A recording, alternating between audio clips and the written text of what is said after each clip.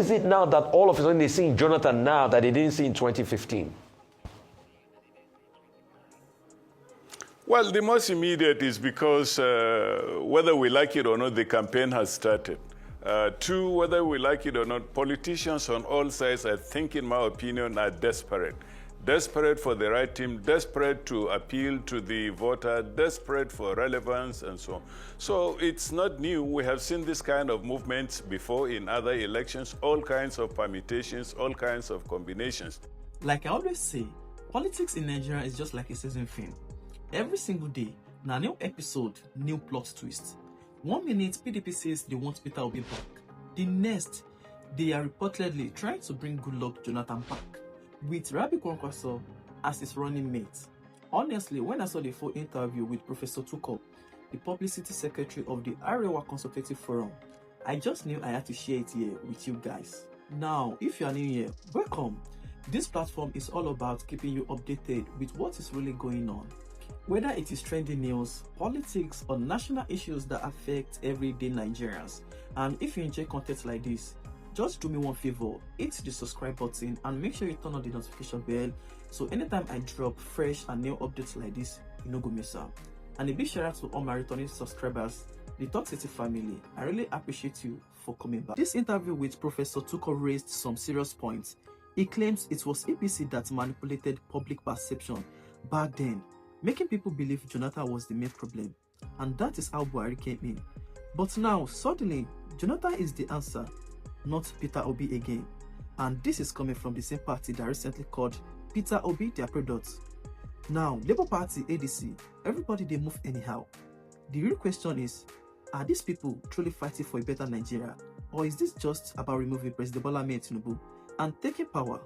Especially when you throw in Obi's one-time promise and people saying 4 years isn't enough to fix the mess.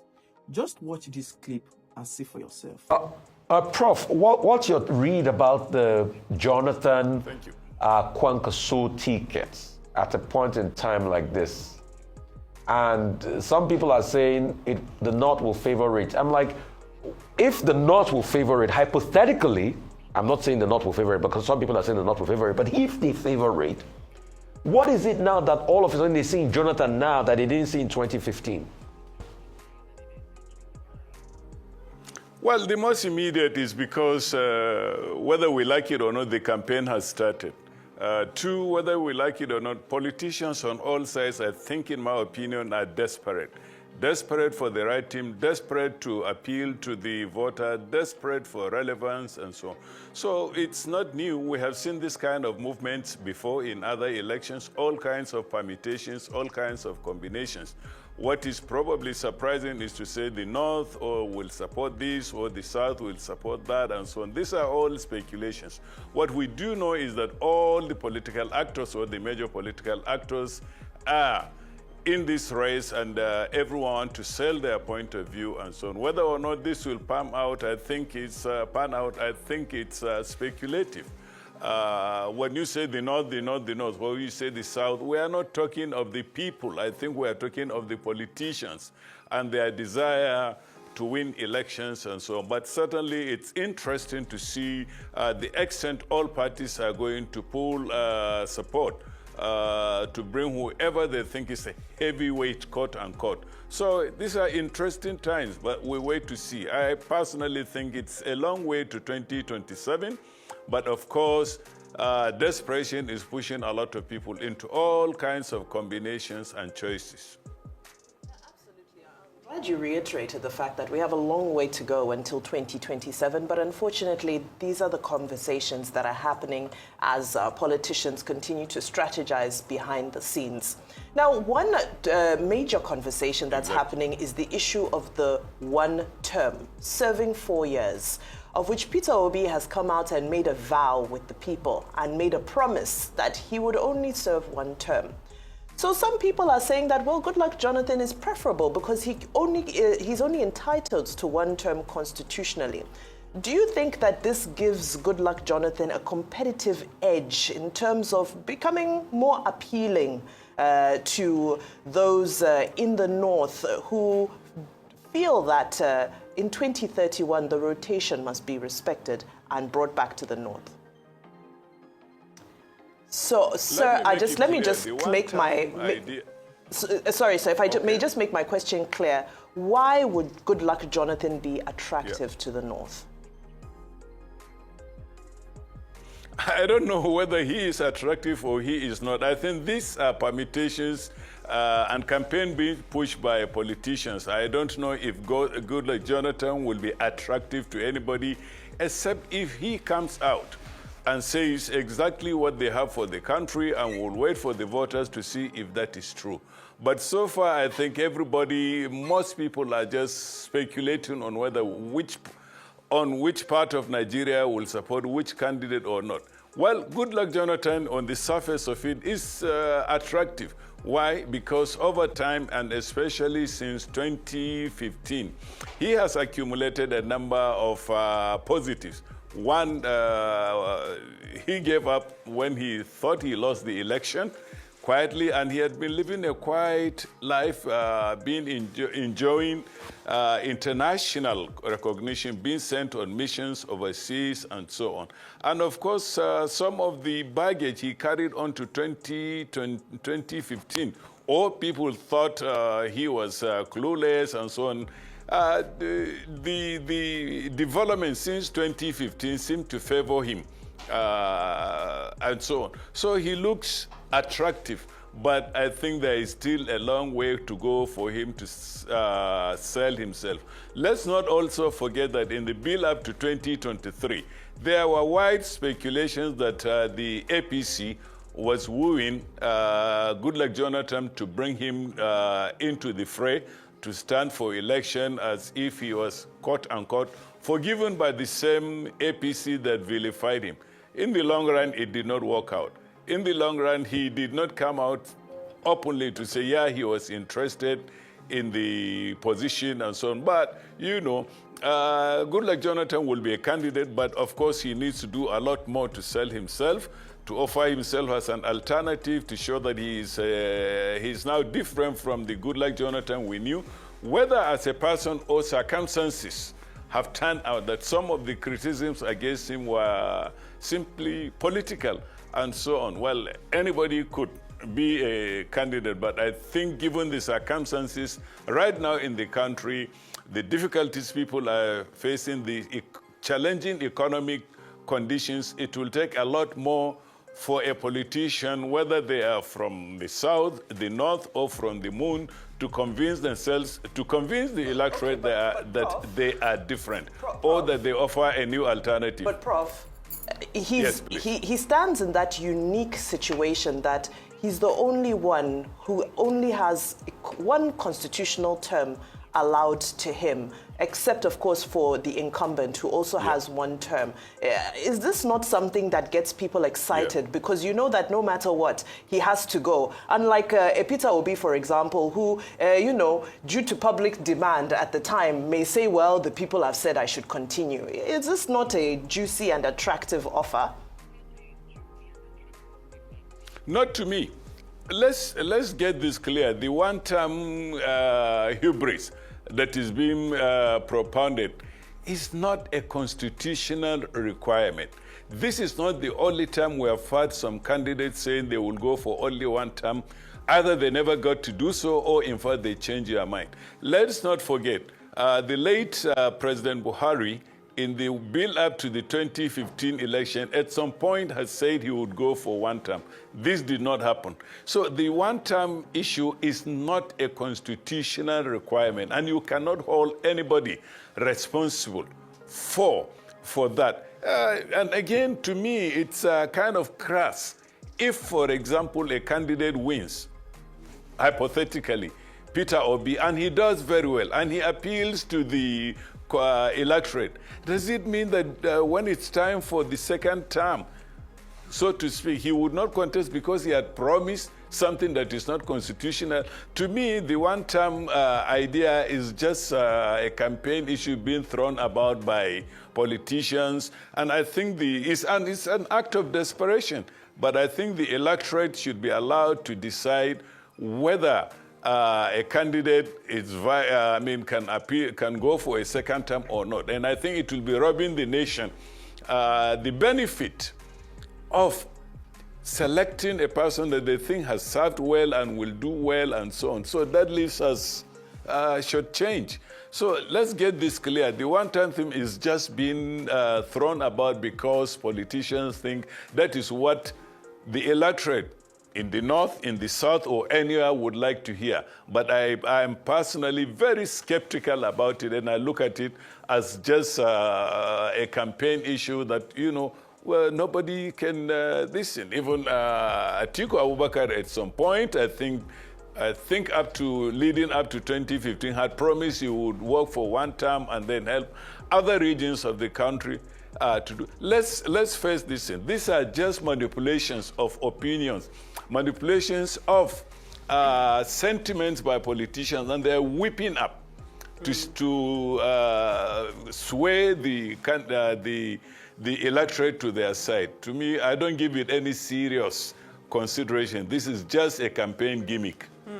I mean, it would be interesting to find out how far your skepticism stretches. I say that because, you know, in the weeks before this and in the days before this, we have heard from former members of the ACF, specifically Chief Anthony Sani, who says that the North doesn't trust Peter Obi, and that he also has cast a doubt and aspersions over Peter Obi's promise that he'll only stay for just the one term. So I would like to ask you, of course, Chief Anthony Sani is no longer the Secretary General of the ACF, but how do you agree with his sentiments? Does the ACF agree that the North doesn't trust Peter Obi, wouldn't back a Atiku Obi ticket? What is your position? I know you said you're skeptical, but how far does your skepticism stretch? The ACF is a socio-cultural organization. It is political but non-partisan. One of the key principles of the ACF is not to openly back one party or the other, one candidate or the other. The ACF does its analysis based on what it thinks are the socio-economic issues. It has never taken and will not take sides on or against any candidate. Chief Elder Anthony Sani, a person I respect very much, was expressing a personal opinion. As much as possible, I think we should leave the ACF out of it. In the build-up to the 2023 election, the ACF extended invitation to all key political actors vying for the presidency to come and sell themselves. But it never sided with any. Let's get that clear. To expect the ACF to come out for and against any candidate, to me, it's neither here nor there. The ACF will not. The ACF has not assessed Peter Obi as a body and will not do that. So let's get this out of the way. Now, Peter Obi is a candidate like every other person, and I think he stands a good chance depending on how he sells himself. But to say that one part of the country or another will support him or does not support him, I think is speculation. And it's a personal opinion. Elder Sani, myself here, cannot speak for the ACF or for the North. The North is a highly complex geopolitical and social entity. There is no one part of the North, either singly or collectively, will say they support or do not support this and that candidate. A lot will depend on circumstances. A lot will depend on the appeal that the candidate has. But to no one, and I think it will be a great disservice for anyone to say they are speaking for the North, because the North is not one political entity. It's a highly complex geopolitical entity with over 200 ethnic groups, all sorts of religious persuasions. And I think anybody who says they speak for the North directly, this is definitely what the North will do or will not do. I think it's just expressing a personal opinion. Okay, Prof. Don't be too stalled on this idea. Prof. Okay, good to have you. So in terms of one term, everybody, most people say they will do one term. In fact, one of the things that puts Goodluck Jonathan with the North, that puts Goodluck Jonathan in problems with the North, was because in 2011, he said he was going to do one term. In fact, he went ahead to say that he was going to tell the lawmakers to push forward a bill for single-term presidency. But when it was in 2015, the dynamics changed, and it was said that the North punished him. Do you think that the North, for everybody thinks they're going to do one term, do you think the North has a mechanism of punishing people that renege on their words? In fact, I think it was Chief Olusegun Obasanjo in the Bloomberg interview that further stated the fact that President Jonathan had told him that he was going to do one term. And I would like to ask you this second question, Prof. It's a technical question. Politically, yes. Culturally, yes, the North is an aggregation of many diverse groups and interests, tribe and religion. But politically, is the North a monolith? No, it is not. In fact, I think the North is one of the most politically diverse entities of the country. Let's go back to immediate post-independent period. The North had many parties. The NPC, Northern People's Congress, was, of course, the dominant party. But there was NEPU. There was the Taka-led Middle Belt Congress. Okay? And so many, if you check the Northern Assembly in the post-independent period, the North had so many other interests that were also represented. They may be minorities. Fast forward to 1979. Again, the North showed itself to be diverse. While we had the GNPP, we had the PRP, we had the National Party of Nigeria. They were all represented at the state and national levels by diverse political interests. Now, fast forward to 2023. Again, this is what we have, that the North has, represented its political office holders from diverse backgrounds and diverse political persuasions. I think we make too much of the so-called cultural affinity that push Northerners to one side or another. But I personally think, going through history as I did, the North has been one of the most politically diverse, ideologically diverse entity in the country. And for anyone to claim they speak for the whole North, and I think they are just deceiving themselves. And no one should make any mistake about it. People, so long as it's a democratic atmosphere, the North will continue to show diversity. Of course, it is tempting to look at the major or the overriding political group, but no, the North is more highly diverse than we give credit to it for. Okay, so I'd like to look at another dimension of this conversation. Recently, what has been dominating the headlines is the fact that the North is feeling neglected by President Tinubu's administration. I'd like for you to just cast your memory into a little bit of recent history, contemporary history. Was the North feeling neglected under President Goodluck Jonathan's administration? No, not necessarily. I mean, in a political atmosphere like we have, everyone would like to have the most for themselves. The North had challenges, and they felt, well, I wouldn't say the North, a lot of people felt neglected. A lot of people felt Goodluck Jonathan was not doing well, but I think that was not exactly what pushed him out. What pushed him out, in my opinion, were promises by the APC. 1, anti-security. 2, anti-corruption. 3, development. None of this panned out. Okay, and it turned out that what we thought was the answer was far from being the answer.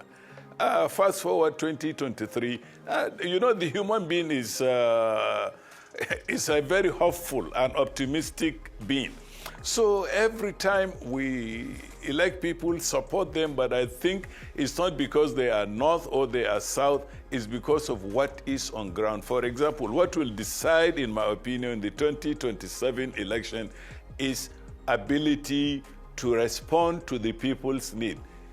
Economic challenges, insecurity, infrastructure, and so on. But again, I insist that, yeah, there may be ideas about one part of the country being predominantly pro or against any candidate, but I think that is an overreach. If you cast your mind back again to 2023, nobody gave Peter Obi a chance of becoming the third, but he did, and he made inroads into what you call the North. But of course, that was not enough. None of the candidates, in fact, can be said to have garnered the North wholesale as if it was something from their pockets and so on. I mean, and I think it's good that our politics should interrogate more than geographic destinations. But again, let me again want to say the North, the South is actually confusing the issue. No one but the electorate should be allowed to determine whether or not a candidate gets into the office, North or South. When you talk of difficulties, I mean, right now, every part of the country is hurting, some more than others. Of course, the North has come to this stage with a lot of baggage. You know, the socio-economic indices of development, human development, and so on, the North had lagged behind education, health, infrastructure, and so on. So the problems are easily generalized to be Northern, but let's be clear about it. Every part of the country is suffering. Let me take you back again to a few months ago, the 4 tax bills that were before the National Assembly. Everyone was shouting, is the North that is disadvantaged? It's not. A careful analysis will show that every part of the country, North, South, Southwest, Southeast, South, Northeast, and so on, they all needed to speak on one voice on the direction of the tax bills because they affect everybody. Again, to say it was a Northern opposition is a gross exaggeration.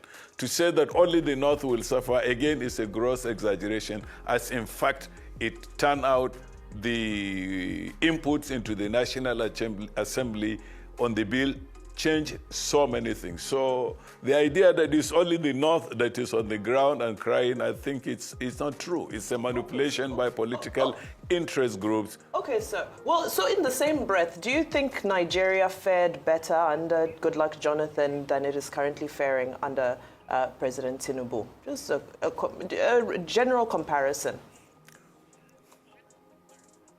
A general comparison, I will tell you the circumstances are different. There is a lot of suffering under this government, the present administration. Of course, in times of Jonathan's time, there was one major problem, that was insecurity. He did not have fuel subsidy. He left the Naira alone. There was subsidy in electricity. All of this that have been removed have put the country now in a desperate situation. And I think it's easy to say that people are suffering now more than they did, but we need to put it in context. A lot of things have happened that probably should not have happened, probably should have been more thought out. The removal of the fuel subsidy, removal of subsidy from electricity, the floating of the Naira, all of these have amplified our problems. Then, of course, you cannot run away from it. The loop-sided appointments into quote-unquote lucrative position by this government, the allocation of resources in favor of one region of the country or another. So you need to put all this into context, but certainly the suffering that people are facing today, and from north to south, from Sokoto to Akwa Ibom, from Lagos to Borno, affects everyone, some more than the other. So again, it's a question of perhaps the beauties in the eye of the beholder, but certainly the challenges now have been unprecedented. And of course, any evaluation will be affected by the current situation. Sure. People think of now and then compare it to the first. And there is also nostalgia. You can go back further and say that, in fact, a lot of statistics... Because, thank you very much. I mean, you've spoken at length about how you feel as though the North is not a monolith and, you know, essentially just not one single identity, not one people, and that it is quite diverse. Indeed, the entire country is diverse. But then just then, a few moments ago, you did touch on perhaps there being some form of a North-South divide, despite the fact that everyone is suffering. And that kind of brings up recent memory of Arewa Consultative saying that this current administration is favoring the South when it comes to development and abandoning the North. We've already accepted that the North is not a monolith, but just tacking on for what you said a few moments ago, do you believe that there is some merit in Kwankwaso's comments there? Do you agree with him that the North has been abandoned in some extent by some metrics by the government of today?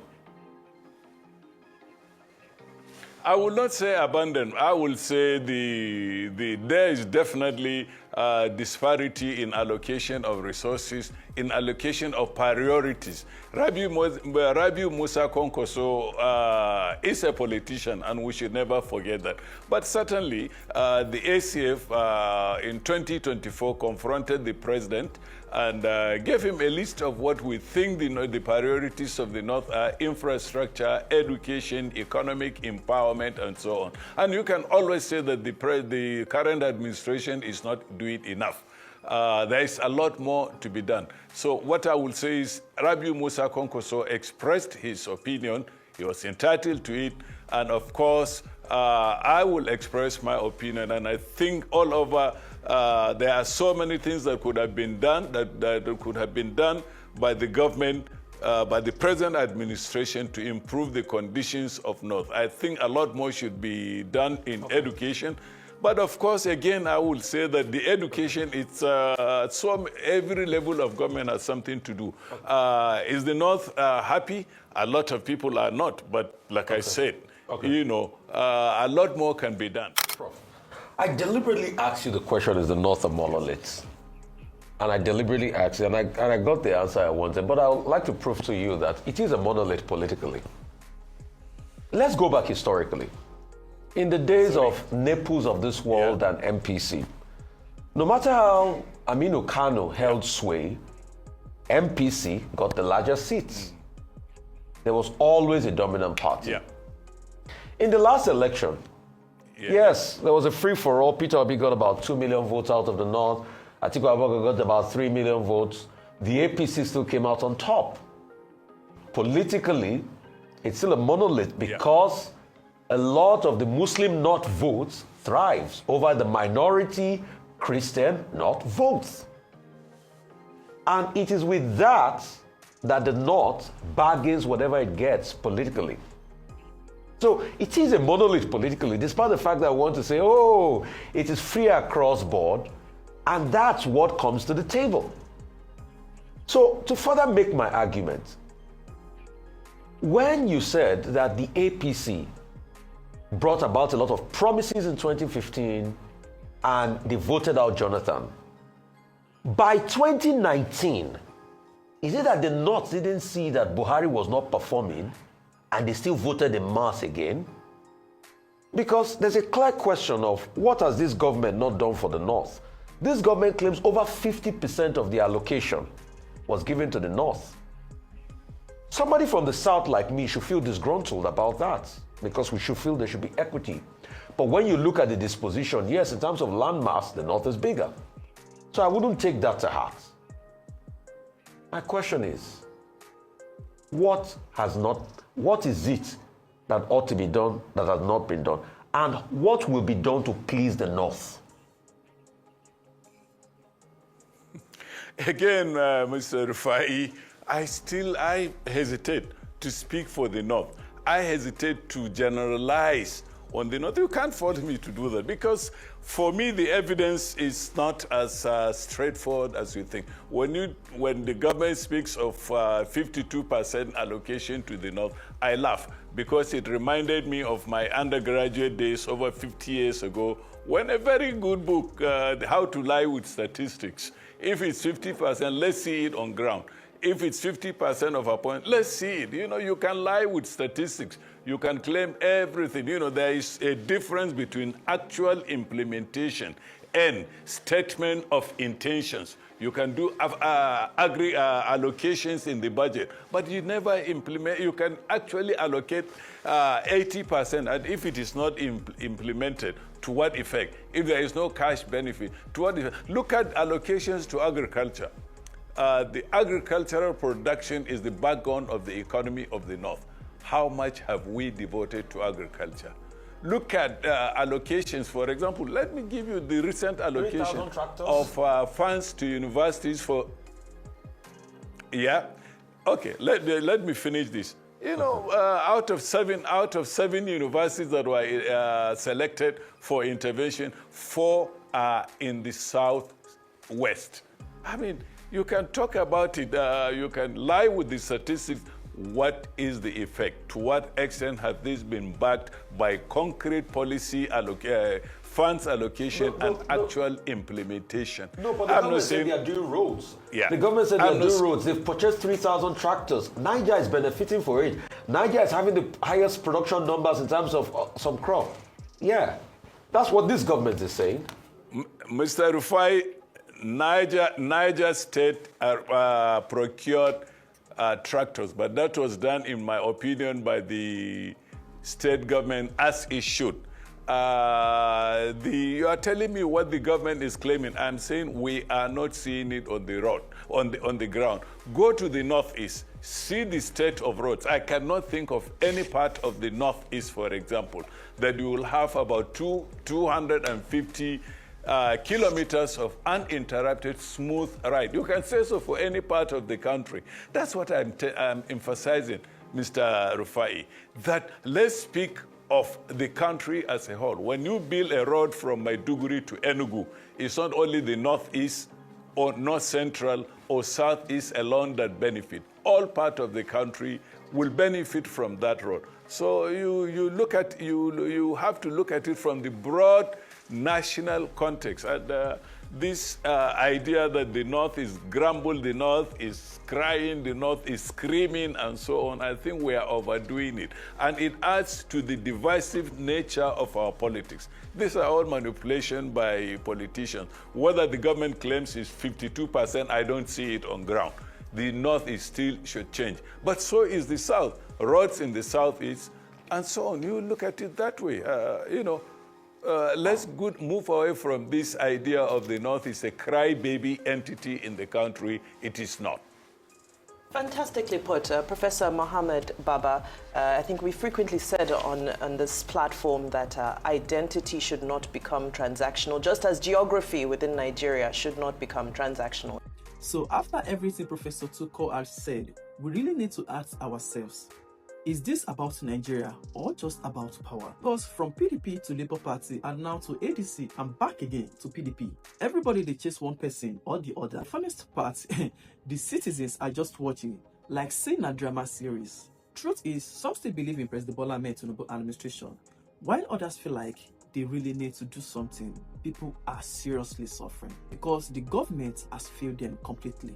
But in all of this, now we the Nigerians go still suffer. Hear the consequences rather. So let's stay informed, sharp, and most importantly, be aware of what is really going on. Make sure you hit that subscribe button and turn on the notification bell so you don't go miss the next updates. And let me know what you think about everything Professor Tukur has said regarding Peter Obi one stamp promise, President Bola Ahmed Tinubu not being enough, and the talk about bringing Goodluck Jonathan back to PDP. A lot is indeed happening. So thank you for taking your time to watch the full video. I really appreciate it. I'll see you in the next one.